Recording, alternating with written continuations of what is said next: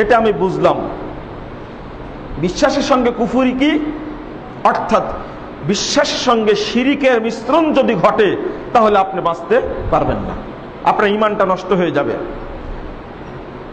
পুকুরের মধ্যে পানিও আছে, মাছও আছে, বিষ দেন আপনি, মাছও মরবে, পানিও নষ্ট হবে। শিরিক এমন জিনিস, ৭০ বছর যত আমল করেছেন, শিরিক করা মাত্রই ঈমানও যাবে, আমলও যাবে, আপনার কিচ্ছু থাকবে না, একবারে সৈন্যর কুটায় যাবে।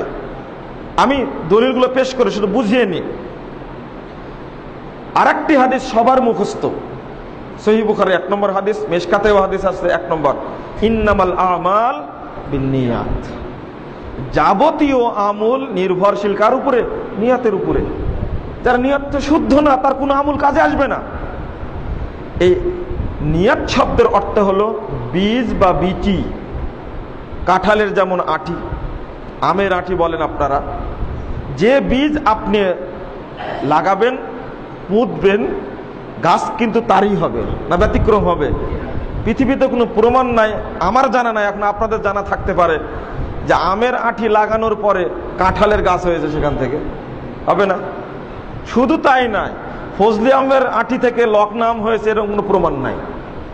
ল্যাংড়া আমের আটি থেকে ফজলি আম হয়েছে এরকম জানা আছে নাকি?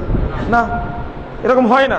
আল্লাহ এমন একটা বিশ্বাসের কথা বলেছেন, নিয়াতের কথা বলেছেন, এখানে যেটা পতিত থাকবে ওটাই হবে, এর ব্যতিক্রমটা হবে না। ওই জন্য বলি যে গ্রামে পুষ্কুনিতে, পুকুরে আজীবন আপনি ইলিশ মাছ খুঁজেন, জীবনে পাওয়া যাবে না। পাওয়া যাবে? কোনোদিনই না। ইলিশ মাছ খুঁজতে হলে সাগরে যেতে হবে। আপনি শরীয়ত খুঁজতেন খানকার মধ্যে, আপনি ইসলাম খুঁজতেন মাজারে, ইসলাম খুঁজতেন আপনি ৪ মাযহাবের মধ্যে, না, কোনোদিন পাওয়া যাবে না। পবিত্র কোরআন এবং সহিহ হাদিসের বিশাল সাগরে যেতে হবে, তখন আপনি শরীয়ত পাবেন। তাও ৪ মাযহাবের একটা মানবেন আপনি, তা শরীয়ত তো ওখানে ভাগ হয়ে গেছে। ৪ মাযহাবের একটা মানবেন আপনি, ৪ তরিকার একটা মানবেন আপনি। আশ্চর্য! সব তরিকা আপনি বিশ্বাস করবেন না। আবার এবার স্তর বের করেছেন কিভাবে চলবে। আবার আর একটা দিক, রাগ করবেন না আপনারা, সেটা হলো এই কুয়ার আর পুকুরের কই মাছ যখনই সাগরে চলে গেছে তখন কিন্তু দিশেহারা হয়ে যায়। রংপুরের ভাষায় বলে মুই কি হনুরে, তাকে আর ঠেকানো রাখা যাচ্ছে না।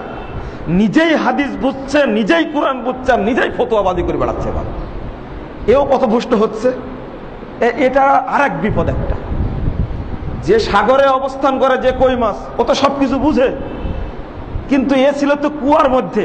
যখনই কুয়া থেকে উঠে সাগরে চলে গেছে তখন দিক হারিয়ে ফেলেছে, নিজেই তখন মুক্ত হয়ে গেছে। না, আপনি শান্ত হন, পবিত্র কোরআন এবং সহিহ হাদিস বুঝা আগে শিখেন। কিন্তু নিজে অল্প একটু বুঝার কারণে পথভ্রষ্ট হয়ে যাচ্ছে, এই ভাইদেরকে নিয়ে পড়েছে আমরা নতুন বিপাকে।